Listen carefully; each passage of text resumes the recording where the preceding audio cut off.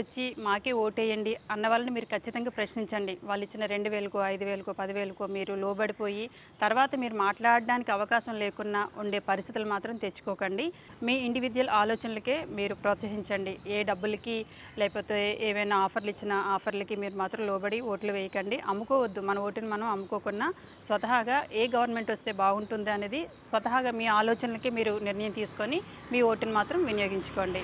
మీరు ఓటు వేస్తేనే గవర్నమెంట్ని ప్రశ్నించండి. మీరు ఓటు వేయకున్నా ఏ గవర్నమెంట్ని కూడా నిందించకండి. ఆ రైట్స్ మీకు లేవు. ఓటు వేస్తే మీకు రైట్స్ ఉంటాయి. సో మీ టైం, మీ వాల్యుబుల్ టైం మీరు ఓటు వేసి వినియోగించుకొని తర్వాత మనం అందరినీ ప్రశ్నిద్దాం. ప్రశ్నించే అవకాశం లేకున్నా మంచి గవర్నమెంట్ని మనమే ఎంపిక చేసుకుందాం. So be a responsible citizen of India.